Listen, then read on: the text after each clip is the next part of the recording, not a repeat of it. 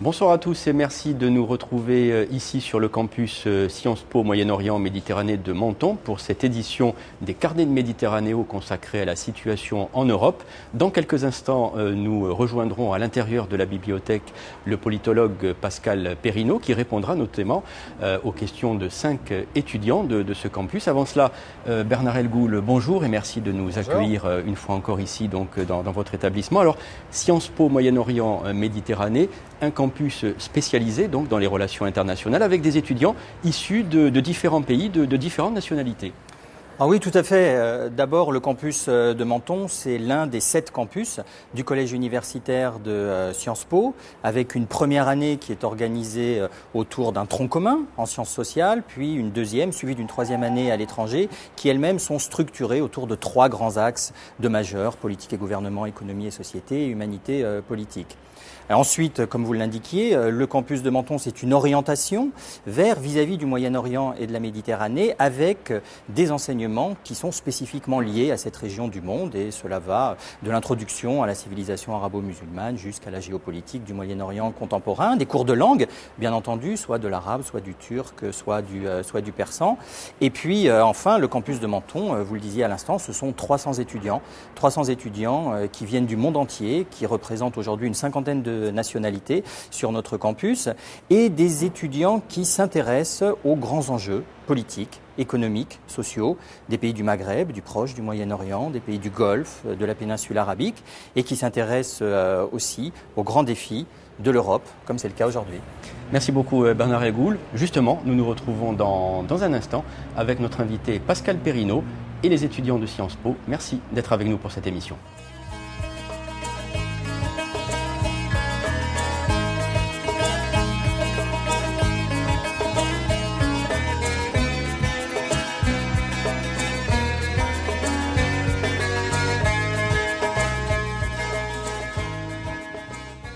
Voilà, nous nous retrouvons dans l'une des bibliothèques du campus de Sciences Po ici à Menton. Notre invité Pascal Perrineau, bonjour et merci d'être avec nous donc pour cette émission Carnet de Méditerranéo consacrée à la situation en Europe. Alors bien entendu, nous allons commencer par le résultat des élections législatives en Italie. La percée des forces donc anti-système, eurosceptiques et puis d'extrême droite également, en particulier en Italie du Nord. Est-ce qu'on peut parler d'une nouvelle crise importante que doit affronter l'Union européenne après ces élections en Italie ? Oui, c'est une crise extrêmement importante pour l'Union européenne qui comptait relancer une dynamique autour des propositions d'Emmanuel Macron. Emmanuel Macron avait enfin reconstitué ou contribué à reconstituer l'axe franco-allemand. La chancelière Angela Merkel sortait d'une période difficile avec la stabilisation donc de la grande coalition.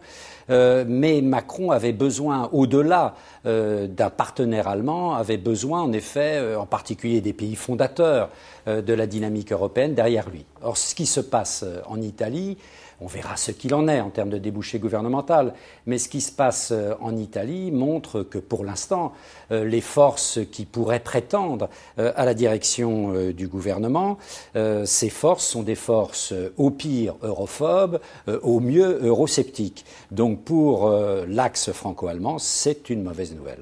Alors je vous propose de revenir en images tout de suite sur le résultat donc de ces élections législatives en Italie et nous continuons d'en parler tout de suite après ce reportage. Une explosion de joie la nuit dernière à l'annonce des résultats. Avec plus de 30% des voix, le mouvement 5 étoiles devient la première force politique en Italie. Une consécration pour son jeune leader de 31 ans et pour son parti anti-système. Ce serait une apothéose. Et cela démontre le travail que nous avons fait. Et surtout, cela démontre que tous devront venir parler avec nous. L'autre grand vainqueur de ces élections, c'est la Ligue, un mouvement d'extrême droite, eurosceptique et proche du Front National. C'est une grande satisfaction pour la Ligue et pour son leader Salvini. C'est un résultat historique pour nous. Nous étions à 4% et les projections nous donnent à 16 ou 17% et peut-être encore plus. La Ligue arrive même devant Forza Italia, le parti de Berlusconi qui ne dirigera donc pas une éventuelle coalition de droite. Enfin, le grand perdant est le Parti démocrate au pouvoir. La gauche rassemble à peine 20% des voix. Ce matin, les Italiens sont partagés entre colère et résignation. On a besoin d'un gouvernement. On ne peut pas être à la merci d'un pays sans gouvernement. Personne ne sait ce qui va arriver. Je suis pessimiste. Je n'ai pas d'espoir. J'ai envie de quitter ce pays. Un pays où pour la première fois les forces anti-système et anti-européennes l'ont emporté. Alors Pascal Perrineau, c'est vrai que ce résultat est fortement symbolique dans un pays membre fondateur de l'Europe, de l'Union européenne, et puis un pays dans lequel finalement ce sentiment anti-européen, il est assez récent quand même. Il est assez récent. Il faut bien, quand vous regardez la longue histoire des opinions publiques par rapport à la construction européenne, l'Italie a été, jusqu'à une date relativement récente, un des pays les plus europhiles. C'est un des pays dans lequel la construction de l'Union européenne avait un véritable soutien populaire. Et le moins qu'on puisse dire, c'est que cela a profondément changé. Alors il faut bien voir que lors des dernières législatives, une nouvelle question est arrivée au cœur de la vie politique italienne, la question de l'immigration. Et sur cet enjeu de l'immigration, les Italiens, à tort ou à raison, considèrent que l'Union européenne n'est pas à la hauteur. Or, l'Italie, du fait de sa position géographique dans le bassin méditerranéen, est aux avant-postes de la réception des flux migratoires. Il y a eu bien sûr la Grèce, par la voie en particulier des îles grecques, mais maintenant c'est l'Italie qui est véritablement sous tension, et en dépit de la politique assez courageuse effectuée par le ministre de l'Intérieur de l'équipe sortante, qui s'est efforcé de passer des accords avec les forces, parce qu'on n'ose pas parler des talibans, avec les forces qui sont en Libye pour essayer de gérer cette tension migratoire. Et en quelques mois, il a plutôt amélioré la situation de la pression migratoire. En dépit de tout cela, voilà, les Italiens, à droite, à gauche et au centre, ont dit voilà, c'est l'Europe qui est responsable. Alors une première question des étudiants ici avec nous sur ce plateau. On commence par vous, et vous êtes d'ailleurs de nationalité italienne. Bonjour, je m'appelle Domitilla, je suis italienne et je suis en première année à Sciences Po. J'ai une question par rapport aux jeunes et les élections. L'analyse de vote montre que les jeunes préfèrent les partis anti-système. Quelle est la raison pour cela selon vous ? Si vous voulez, les jeunes, pas simplement en Italie, ils sont à la recherche du renouveau. Ils ne se retrouvent plus dans des partis de droite, de gauche ou du centre qui sont gérés par des anciennes générations. Ils ont l'habitude de voir ces générations depuis des lustres, depuis des décennies. Et donc ce que l'on appelle maintenant le dégagisme, il existe dans toutes les tranches d'âge de la population, mais chez les jeunes, il est extrêmement important. Et beaucoup de jeunes sur ce thème du renouvellement générationnel, sur ce thème du dégagisme, sortez les sortants, eh bien n'hésitent pas aujourd'hui, oui, à voter pour des forces anti-système, que ce soit une force anti-système particulière à l'Italie, le mouvement 5 étoiles, ou que ce soit des forces populistes très proches de l'extrême droite comme la Ligue. Oui, ce sont des électorats qui ont une base jeune, donc qui ont de l'avenir démographique devant eux. Une autre question. Oui, alors bonjour, je m'appelle Thomas Boss, je suis donc de nationalité française et je suis en deuxième année ici au campus de Menton.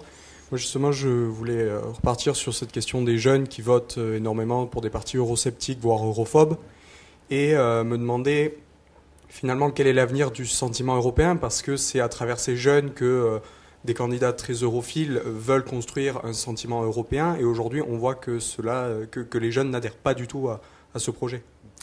Alors, il faut être prudent. La jeunesse est clivée là-dessus. Vous avez une jeunesse que vous représentez très bien, qui est la jeunesse étudiante, qui est la jeunesse qui a l'habitude de franchir les frontières. Cette jeunesse-là, elle est europhile. que ce soit la jeunesse allemande, la jeunesse italienne ou la jeunesse française. Mais vous avez une jeunesse dont on parle moins. C'est la jeunesse qui est confrontée à une difficile insertion sur le marché du travail, qui a plutôt des problèmes en termes de formation, qui se heurte en effet à des problèmes économiques et sociaux qui sont parfois des problèmes graves. Il ne faut pas oublier par exemple qu'en Italie, la population italienne, parmi lesquels les jeunes, qui vit sous le seuil de pauvreté, ça a explosé. Donc ces jeunes sont aussi, avec d'autres tranches d'âge, confrontés à de vrais problèmes économiques et sociaux. Et ces jeunes-là, ils ne voient pas ou ils ne voient plus ce que l'Europe peut leur apporter.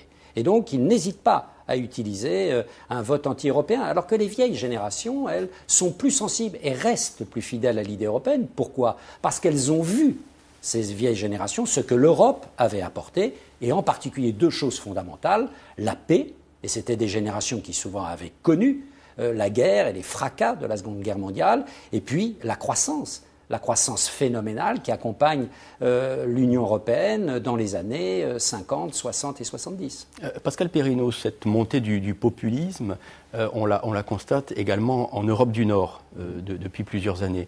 Je voulais vous demander si ce résultat en Italie, il venait encore plus, je dirais, fragiliser les ambitions d'Emmanuel Macron par rapport donc à sa volonté de reconstruire l'Union européenne. Oui, ça rend la tâche du président français pas impossible, mais plus difficile. Emmanuel Macron va avoir besoin sur la scène européenne de faire la preuve de tout son talent de conviction. Son talent de conviction l'a emporté au plan national. Maintenant, il s'agit sur la scène européenne de convaincre des partenaires dont on sait qu'ils sont réticents au cœur même de l'Union européenne. On voit bien les problèmes que rencontre le président français, par exemple, sur la question des travailleurs détachés, avec nombre de pays d'Europe centrale et d'Europe orientale. Et puis, vous évoquiez l'Europe du Nord. Alors, en effet, dans ce populisme européen, il y a un paradoxe. C'est que ce populisme touche parfois des pays qui connaissent de vraies difficultés économiques et sociales. Et, par exemple, l'Italie connaît une difficulté économique et sociale évidente. Il suffit de regarder le taux de chômage en Italie. Je parlais du seuil de pauvreté. Mais le populisme touche aussi des pays riches. Parce que le populisme, il n'a pas simplement des racines sociales et économiques, des racines matérielles. Il a des racines aussi, et Dominique Régnier, qui a beaucoup travaillé sur les nouveaux populismes, le dit, il a des racines immatérielles. C'est-à-dire qu'il y a la fameuse question identitaire. Sur cette question identitaire, de l'identité en particulier nationale, le populisme dans des pays riches, les pays d'Europe du Nord en général, sont des pays qui sont au-dessus de la moyenne européenne, mais ce sont des pays qui sont inquiets sur l'avenir de leur identité. D'autre part, il ne faut pas oublier très souvent que ce sont de petits pays, aux équilibres politiques et culturels relativement fragiles. Et parfois, la question migratoire peut, elle peut compliquer, elle peut même bouleverser ces équilibres fragiles. Et donc, il y a une réaction identitaire, oui, très forte, qui nourrit le populisme. Une autre question de votre part. Allez-y. Bonjour, je m'appelle Calliope Beloyani et je suis étudiante en deuxième année ici au campus de Menton et je suis d'origine grecque. Moi, je voulais un peu revenir sur les élections en Italie et je voulais justement vous demander où placeriez-vous le mouvement 5 étoiles sur l'échiquier politique italien ou européen? Alors, c'est un mouvement, je le disais tout à l'heure, très spécifique à l'Italie. Il n'y a pas d'équivalent du mouvement 5 étoiles en France, en Grande-Bretagne, en Allemagne ou en Espagne. C'est un mouvement qui est né autour d'une logique qui était très protestataire et qui était très bien incarnée par l'ancien leader du mouvement 5 étoiles, Beppe Grillo. Beppe Grillo, c'était avant tout la volonté dégagiste d'en finir avec une classe politique italienne qui était considérée comme complètement archaïque.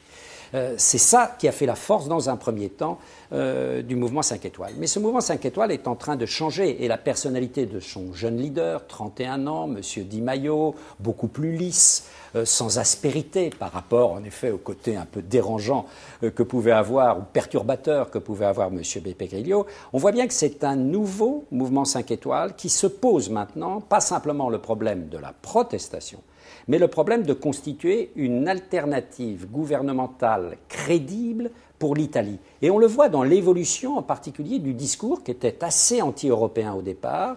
Et aujourd'hui, on voit bien que ce mouvement 5 étoiles arrondit les angles. Et puis on le voit également sur un deuxième terrain, ce mouvement 5 étoiles est un mouvement, et là on pourrait peut-être le comparer au mouvement En Marche en France. C'est un mouvement qui cherche à dépasser les frontières politiques traditionnelles. En Italie, les frontières italiennes entre, en effet, la droite italienne autour de Forza Italia et la gauche italienne autour du Parti démocratique. Et là, on le voit bien, ils ont un souci de franchir, de transgresser les frontières politiques, et parfois en adoptant des mesures, parfois de droite, on le voit plutôt sur le terrain migratoire, parfois de gauche, par exemple, ils proposent le revenu universel. Vous voyez, le mouvement 5 étoiles. Donc on ne peut pas dire que le mouvement 5 étoiles soit un mouvement, si vous voulez, équivalent à la Ligue, soit un mouvement, un populisme d'extrême droite. Ça n'est pas du tout cela. Pour revenir à la situation générale, Pascal Perrineau, à près de 52%, les Britanniques ont décidé de quitter l'Union européenne, c'est le fameux Brexit. Est-ce que ça veut dire que dans les autres pays européens, cette volonté peut-être justement d'aller jusqu'à ce clash, jusqu'à quitter l'Union européenne, c'est un sentiment que l'on retrouve également dans d'autres pays, ou est-ce que là il faut bien nuancer les choses quand même? Alors vous savez, la Grande-Bretagne c'est une île, et c'est une culture à la fois politique, sociale, tout à fait spécifique. Il y a toujours eu un fort courant réticent à la construction européenne dans la gauche britannique et dans la droite britannique. Et au fond, le Brexit, c'est un retour du refoulé, j'allais dire, presque en Grande-Bretagne. Dans les autres pays, et en particulier dans les pays du continent, c'est différent. Il peut y avoir des mouvements d'humeur, et d'humeur extrêmement importants, contre la construction européenne telle qu'elle fonctionne. Comme en Italie, par exemple. Voilà, comme en Italie et comme en France. Comme en France. Il ne faut pas oublier tout de même que Mme Marine Le Pen, sur des positions très anti-européennes, a réuni 11 millions d'électeurs au second tour de l'élection présidentielle. Donc il y a cela, il y a ce mouvement d'humeur, mais on n'est pas prêt à jeter le bébé avec l'eau du bain. Et pourquoi ce sentiment, justement? Parce que l'Europe rassure encore, voilà. L'Europe rassure encore, on sait ce que l'Europe a apporté, et par exemple en France aujourd'hui, de manière claire, il n'y a pas une majorité de Français pour sortir de l'euro.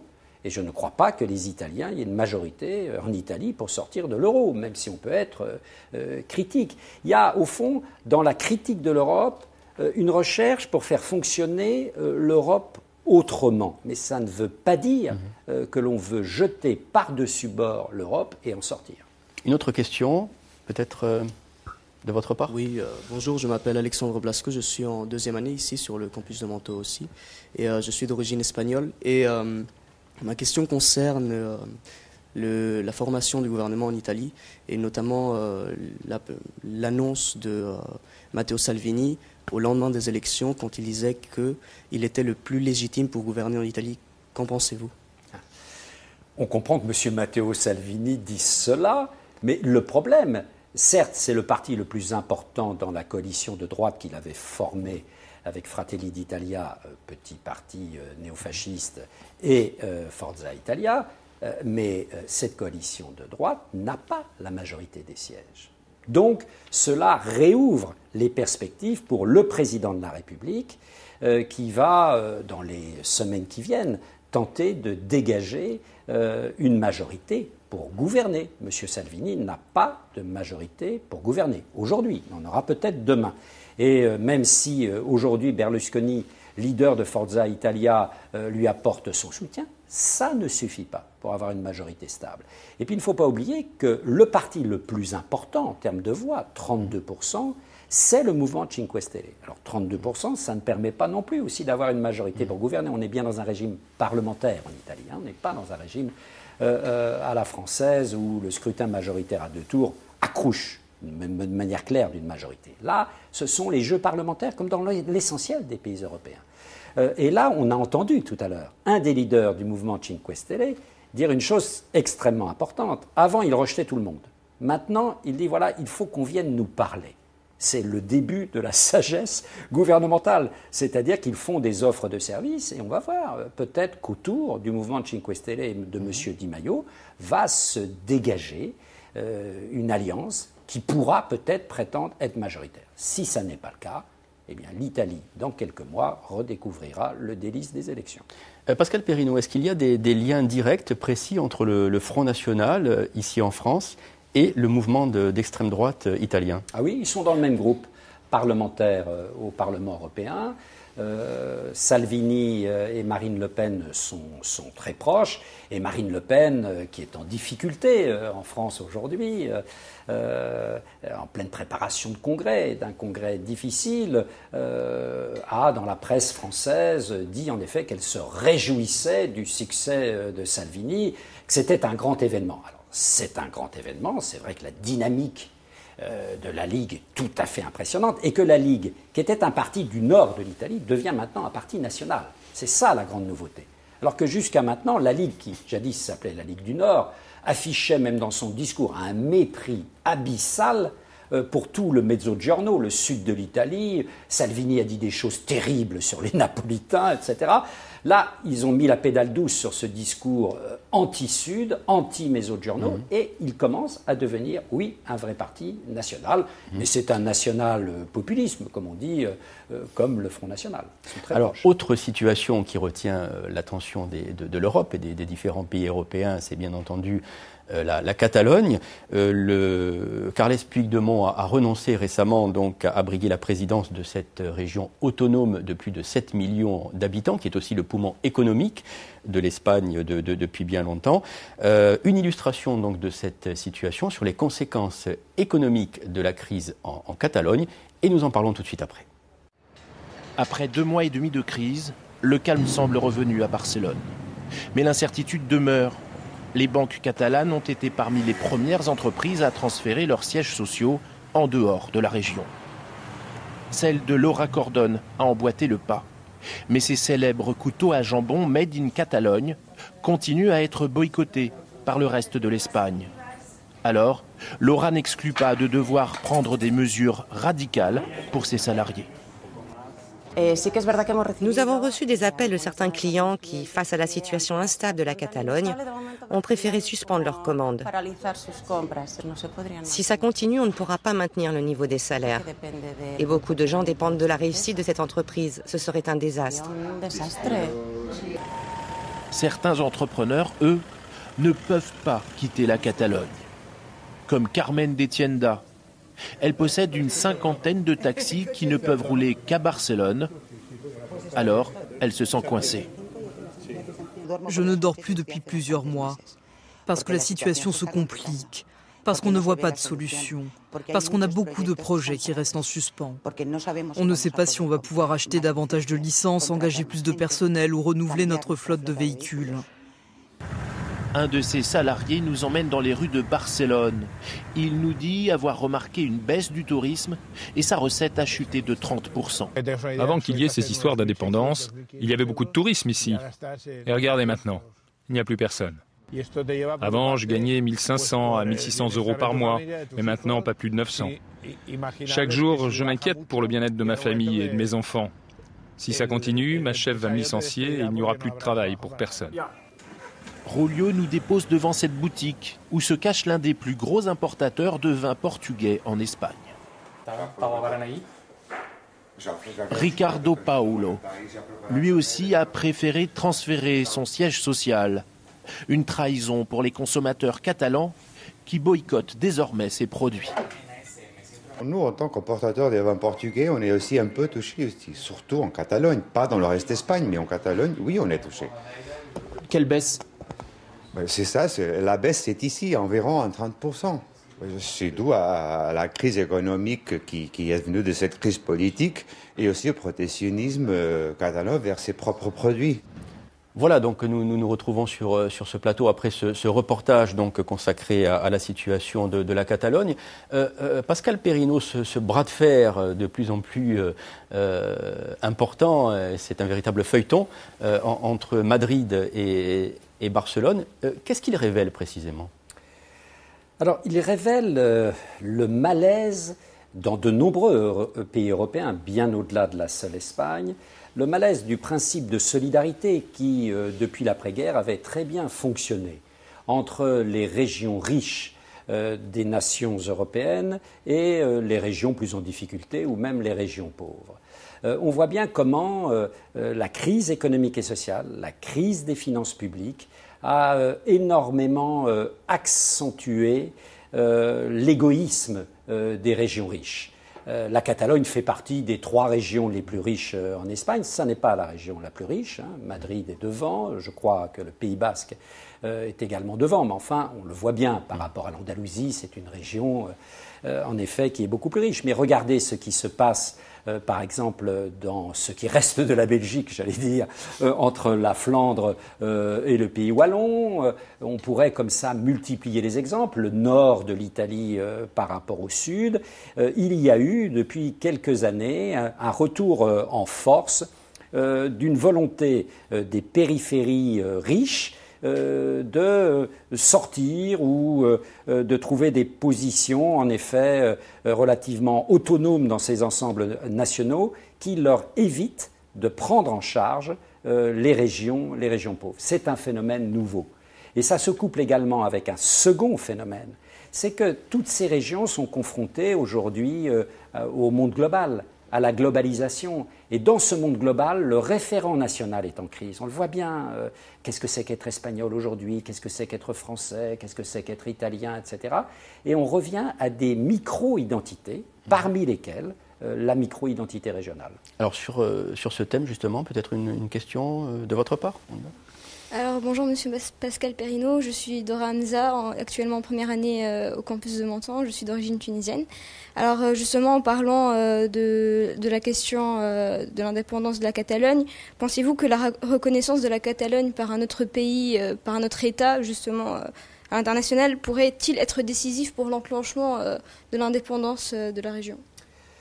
Il est vrai que s'il y avait, ce qui n'est pas le cas, mais s'il y avait un mouvement de reconnaissance croissante de l'entité catalane, cela pourrait faciliter, j'allais dire, les tendances les plus radicales en Catalogne indépendantistes, parce que vous avez toute une série des Catalans qui cherchent à développer encore davantage l'autonomie de la Catalogne, la spécificité de la Catalogne, sans prôner une indépendance. Il faut bien voir que dans toutes ces protestations des périphéries, pour l'instant, contre le centre national, les autonomistes dans leurs différentes sensibilités, les indépendantistes dans leurs différentes sensibilités font front commun, mais demain, ils gouverneraient, ils s'opposeraient parfois extrêmement durement parce qu'ils ne sont pas d'accord sur l'avenir de leur territoire.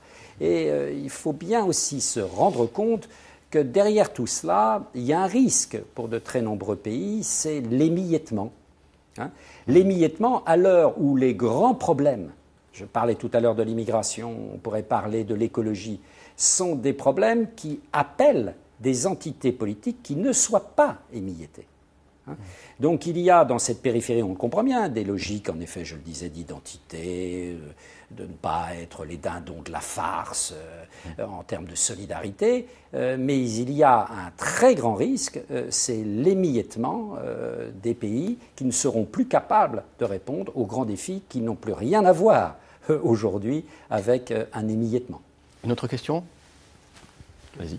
Oui, justement, je voulais poser une question sur, en fait, si la Catalogne devient indépendante, est-ce que ça ne serait pas terrible pour bon nombre de pays européens parce que ça créerait un précédent dont pourrait s'inspirer, par exemple, la Corse ou l'Écosse ou, comme vous l'avez dit, les Flamands, les Wallons, le nord, le sud de l'Italie, etc. Bien sûr, il y a en politique comme ailleurs des effets qui sont des effets d'imitation. Certains diraient, je n'irai pas jusque-là, des effets de mode. Donc une éventuelle Catalogne indépendante serait une mauvaise nouvelle pour nombre de pays européens qui sont travaillés, pas au même degré, mais qui sont travaillés en effet par des autonomismes, des indépendantismes. En effet, vous citiez le cas de la Corse en France, on pourrait citer le cas du vieux rêve de la Padanie pour le nord de l'Italie, on pourrait citer l'Écosse, on pourrait citer la Flandre, dans lequel le mouvement autonomiste et indépendantiste de la Flandre est extrêmement important et est un des éléments de la dissolution aujourd'hui, même de l'identité belge. Donc oui, il peut y avoir en effet un effet qui soit un effet d'imitation. Par rapport à ces statuts d'autonomie, justement, en particulier dans les îles de Méditerranée, pour ce qui concerne les îles italiennes ou espagnoles, il y a des statuts qui sont très avancés en matière d'autonomie, sur le plan notamment des institutions, de la fiscalité, de l'environnement. Est-ce que la France n'a pas un certain retard quand même dans ce domaine? Oui, sans parler de la politique de décentralisation, mais au-delà. Je n'utiliserai pas le terme de retard. La France, c'est un pays pas comme les autres. Elle a sa spécificité nationale. On sait très bien que l'identité française, du fait de sa construction historique, a des caractéristiques qui sont des caractéristiques qui insistent davantage sur l'homogénéité linguistique, l'homogénéité territoriale, la mêmeté, le caractère que ce soit le même statut du nord au sud, de l'est à l'ouest. Ça fait partie du patrimoine culturel français, j'allais pas dire depuis la nuit des temps, mais en tout cas depuis extrêmement longtemps. Donc il est plus difficile, oui peut-être, pour un pouvoir politique français de gérer cette demande de reconnaissance des autonomies ou des périphéries régionales. Et on le voit bien dans l'affaire Corse aujourd'hui. Pascal Perrineau, pour en revenir à la situation de l'Espagne, on a beaucoup parlé, il y a quelques années, de cet élan politique du mouvement Podemos. Là, c'est un parti qui est né à gauche. Il semble quelque peu freiné aujourd'hui. Comment est-ce que vous l'expliquez ? Alors, il semble quelque peu freiné parce que c'est un parti qui est né dans un souci de renouveler complètement la gauche espagnole, qui avait été pendant de très longues années au pouvoir au travers du Parti socialiste ouvrier espagnol, et qui a connu, comme le Parti populaire à droite, un phénomène d'usure. Podemos arrive parce qu'il y a un vent dégagiste qui travaille l'électorat de gauche en Espagne. Et la gauche en Espagne, ça a une longue tradition. Mais il faut bien reconnaître que Podemos se constitue sur une culture protestataire et sur une culture qui est très fortement marquée par le populisme. Podemos est même un des mouvements de gauche qui a été le plus proche d'intellectuels, je pense à Chantal Mouffe, à Ernesto Lacau, qui sont vraiment des intellectuels qui ont défendu le populisme et qui défendent même le populisme comme moyen de régénérer la gauche. Parce qu'ils disent au moins dans le populisme, il y a peuple. Et ce populisme, ça permet le retour de la question du peuple au sein même d'une gauche qui se serait, selon eux, violemment embourgeoisée. Donc Podemos, c'est cela. Mais Podemos, maintenant, en effet, est un parti important en Espagne, mais a du mal à franchir le pas, j'allais dire, de la gouvernementalité. C'est-à-dire de devenir un parti qui ne se contente pas simplement de protester, de faire revenir des enjeux qui étaient ignorés dans la vie politique espagnole au premier plan, mais de gouverner, et pas de gouverner seul, de gouverner avec des alliés. Et là, on voit bien, c'est la grande limite dans tous les pays européens, pour tous ces partis protestataires de gauche, de droite et d'ailleurs, c'est comment vont-ils virer leur cutie de protestataires éternels pour devenir des forces de gouvernement. Alors pour expliquer ce résultat des élections en Italie et puis au-delà, pour ce qui concerne la montée des populismes, vous insistiez en début d'émission donc sur ce sentiment anti-immigration qui s'est fortement développé donc dans les pays européens. Je vous propose de découvrir un exemple réalisé en Grèce, où vous allez le voir, l'accueil de réfugiés syriens dans deux petites îles a quelque chose de tout à fait révélateur. Nous en parlons tout de suite après ce reportage. C'est une vie charmante, en tout cas paisible, loin du bruit des bombes et du fracas de la guerre. 8 familles syriennes ont été conviées par la commune et le Haut Commissariat aux réfugiés à vivre dans ce village de conteneurs sur la petite île de Tylos. Maha Baraka, dont le mari travaille à Athènes, s'est installée ici en mars 2017 avec ses 5 enfants. Après une longue errance, 2 ans en Égypte, 18 mois en Turquie, puis plusieurs camps de réfugiés sur les îles grecques. C'est très bien l'île de Tylos. C'est spécial ici, ça ne ressemble pas aux autres camps. C'est différent ici. Quand tu as un problème, tu peux en parler avec le gestionnaire.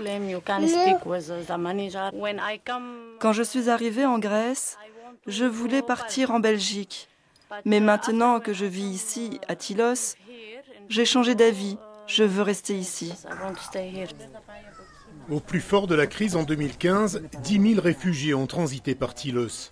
Après l'accalmie, la municipalité a décidé de mettre sur pied ce projet d'accueil humanitaire.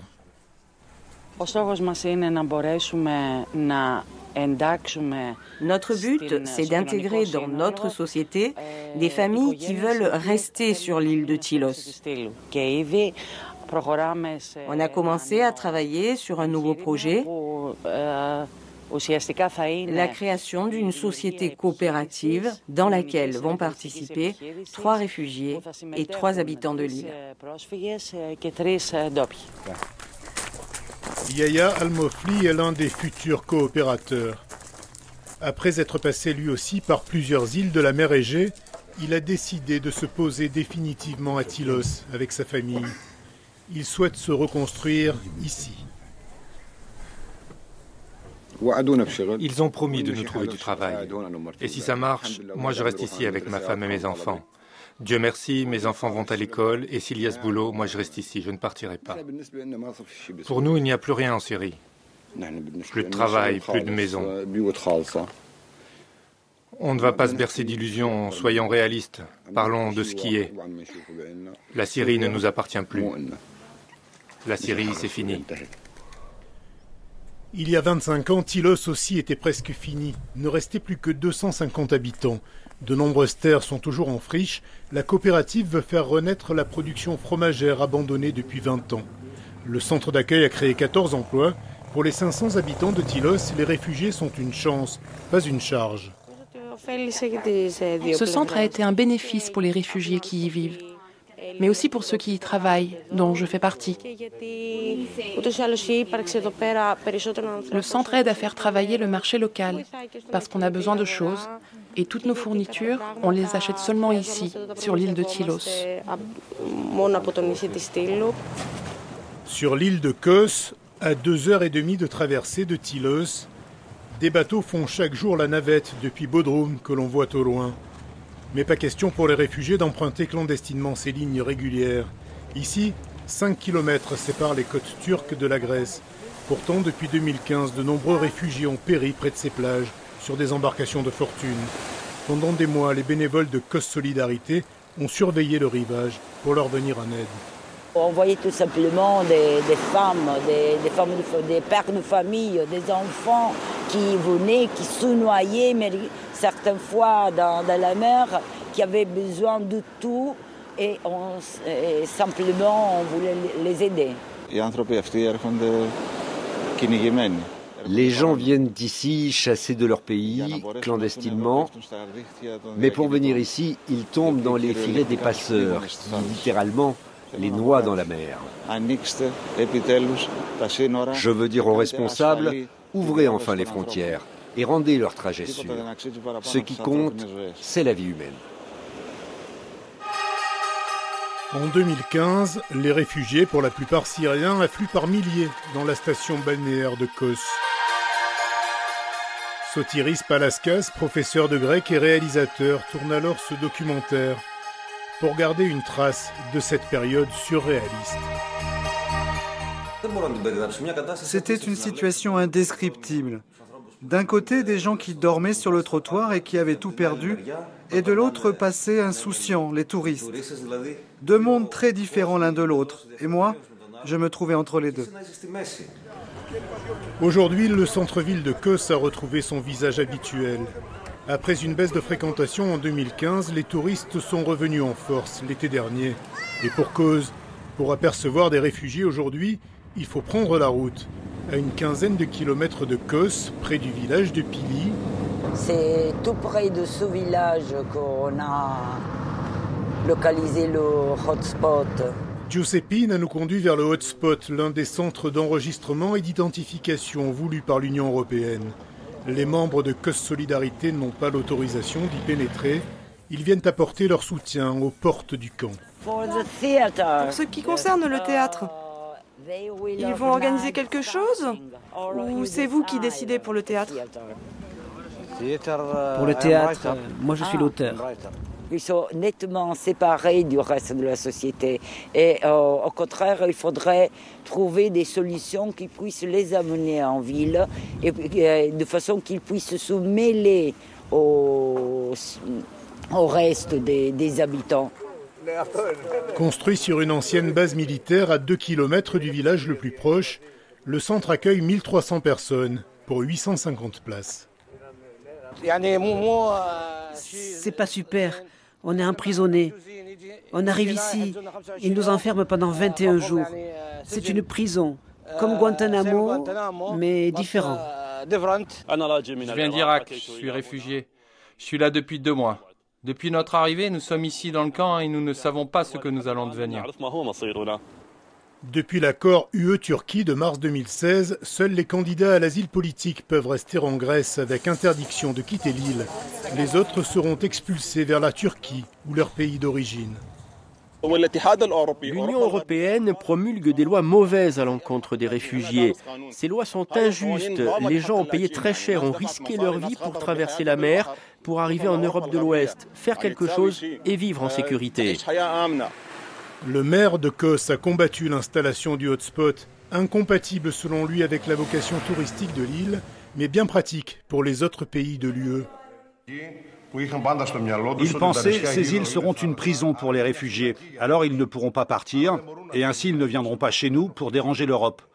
Je crois que certains ont sacrifié les îles pour leur tranquillité.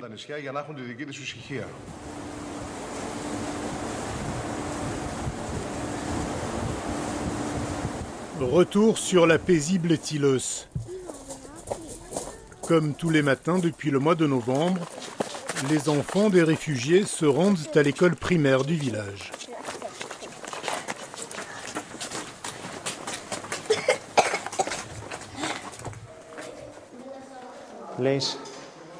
Bravo. Bravo, je veux que tu fasses comme ça. 14 élèves pour un enseignant chargé de leur apprendre la langue grecque.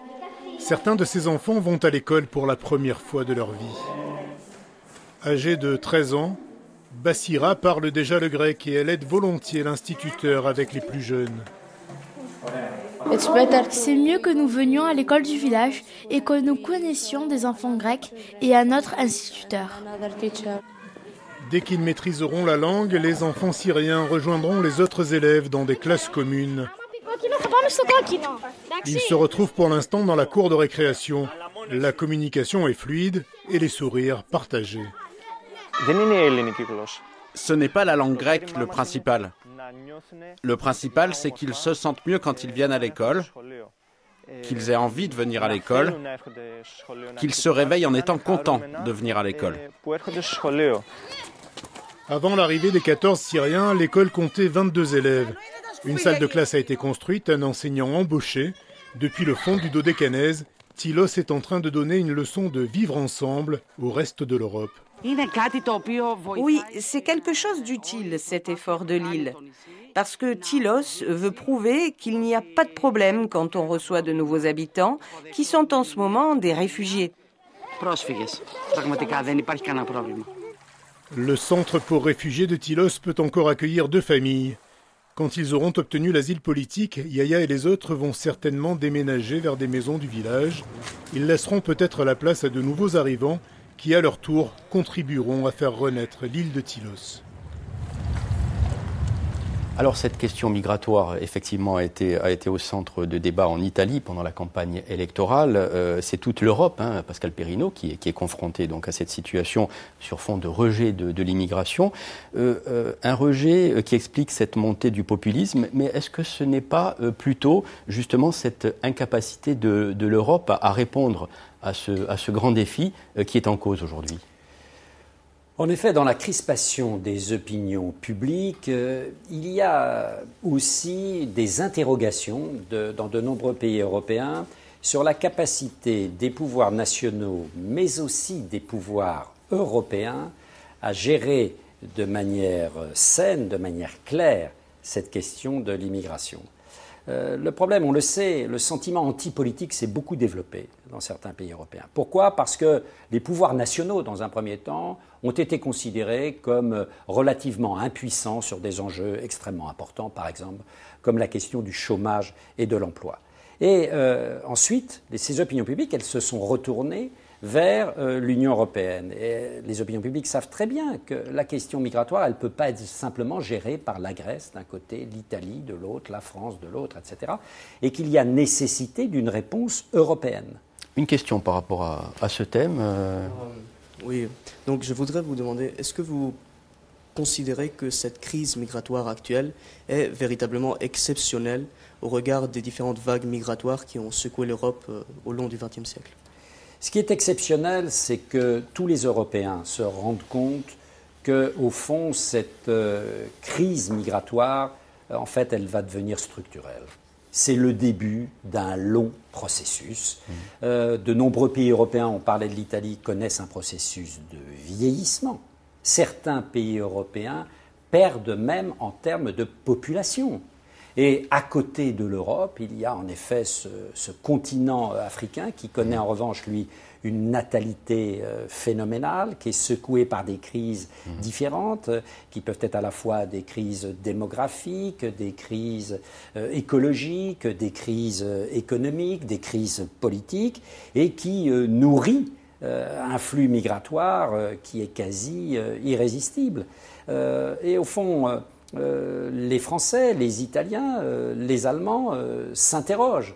Ils se disent comment gérer maintenant sur le long terme cette tension migratoire, et ils savent très bien que ça ne passe plus simplement par des réponses nationales, qu'il y a besoin de réponses européennes, et là ils considèrent que pour l'instant il y a un vrai déficit.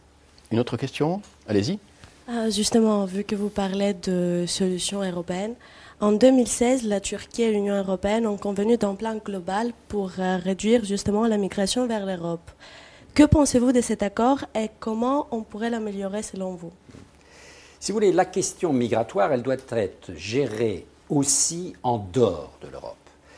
C'est-à-dire que, on le sait très bien, il y a des plaques tournantes des flux migratoires. Je parlais tout à l'heure de la Libye, qui joue un rôle en effet de pays passoire tout à fait évident.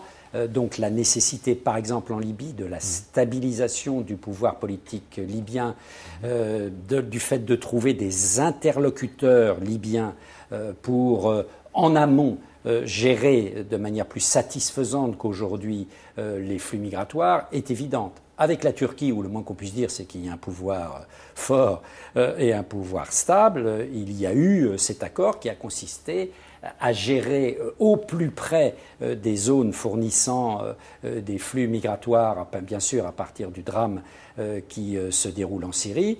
Il y a eu cette volonté de gérer en dehors de l'Europe. Je crois que c'est une politique à développer systématiquement. Alors parfois, en effet, ça peut déranger certaines cultures politiques démocratiques, et je le comprends, en Europe, parce qu'on est obligé de trouver des accords. Mais la politique, vous savez, ce n'est pas un monde de bisounours, ce n'est pas un monde idéal. Hein. On est obligé de passer des accords avec des régimes qui sont parfois, oui, des régimes autoritaires, dictatoriaux, ou des régimes à la Erdogan. Une autre question peut-être sur ce thème ? Prenez le micro. Alors justement, en parlant de la coopération entre, vous avez évoqué des solutions en dehors de l'Union européenne, et donc concernant la crise migratoire, lors notamment de la récente visite d'Emmanuel Macron en Tunisie, il a été évoqué peut-être un sommet entre justement les deux rives de la Méditerranée, d'un côté l'Europe du Sud et de l'autre donc le Maghreb, l'Afrique du Nord. Pensez-vous donc qu'il est nécessaire de parler d'une coopération entre ces deux rives pour justement aboutir à des solutions concernant cette crise? En tout cas, c'est une volonté d'Emmanuel Macron. Il l'a affirmé lors du discours de Tunis. Alors, ce vieux rêve de dialogue euro-méditerranéen, il est ancien. Et le président Sarkozy avait été au cœur des premières initiatives qui, à l'époque, étaient considérées comme extrêmement audacieuses. Sur le terrain du dialogue euro-méditerranéen, ça n'avait pas été une franche réussite, et c'est une litote. Mais maintenant, on le voit bien, pas simplement d'ailleurs autour de la question migratoire, mais il faut renouer un dialogue entre l'Union européenne et les pays de la façade sud de la Méditerranée, sur le terrain migratoire, sur le terrain des problèmes de sécurité. La question là est évidente, et en particulier entre la Tunisie et la France, on sait très bien que sur ces questions de la défense, de la gestion des frontières, de l'aide aux forces militaires et aux forces de police en Tunisie, la France joue son rôle. Mais aussi sur le terrain, en effet, du développement économique et social, parce qu'on sait très bien que les flux migratoires sont nourris aussi par, en effet, la crise économique et sociale qui touche de plein fouet. Certes, il y a des drames politiques, certes, il y a des guerres civiles, etc., mais il y a aussi ces racines sociales et économiques qui expliquent, en effet, l'entretien régulier de flux migratoires extrêmement importants. Et si vous voulez, il faut penser le problème très en amont. Je crois que des initiatives, par exemple, comme celle qu'a prise Jean-Louis Borloo, vous savez, qui a créé une fondation qui s'occupe beaucoup de l'électrification de l'Afrique, eh bien, sont peut-être des initiatives à terme beaucoup plus efficaces sur la gestion des flux migratoires que ce dont on parle aujourd'hui. Pour en revenir, et nous allons bientôt conclure, Pascal Perrineau, pour en revenir à la situation en Europe, et en Europe du Sud en particulier aujourd'hui, dans un article récent publié dans la presse quotidienne, vous parlez d'un hiver de la démocratie représentative et même d'un risque démocratique majeur. Est-ce que ce n'est pas un peu excessif quand même ? Non, je ne crois pas, parce qu'il vaut mieux prévenir que guérir. Et je crois, si vous voulez, que les Européens, ils se sont habitués, on reconstruit une démocratie pluraliste sur les décombres des régimes autoritaires après la Seconde Guerre mondiale, et on est persuadé que ça y est, c'est fait, la démocratie est un bien éternel. Pas du tout. La démocratie n'est dans aucun pays un bien éternel. Des régressions peuvent très bien opérer. Regardez ce qui se passe au cœur même de l'Union européenne. En Europe centrale et orientale, certes, on est encore dans des démocraties, mais des démocraties qui deviennent de plus en plus illibérales, comme on dit. Regardez ce qui se passe en Pologne, regardez ce qui se passe en Hongrie, où il y a, vis-à-vis de l'état de droit, qui est au cœur de notre culture démocratique, des politiques publiques qui sont adoptées, qui sont tout à fait dommageables. Donc, il peut y avoir un été de la démocratie, il peut y avoir aussi un automne et un hiver de la démocratie. Merci beaucoup Pascal Perrineau d'avoir été avec nous pour cette émission. Merci à vous, les étudiants, d'avoir participé donc à ce magazine des Carnets de Méditerranéo. Un remerciement tout particulier à Bernard Elgoul, le directeur de ce campus Sciences Po Moyen-Orient Méditerranée, et à toute son équipe, et bien entendu aux équipes techniques et rédactionnelles qui ont permis la réalisation de cette émission aujourd'hui. On se retrouve le mois prochain donc, pour un prochain numéro donc, des Carnets de Méditerranéo. À très bientôt sur France 3.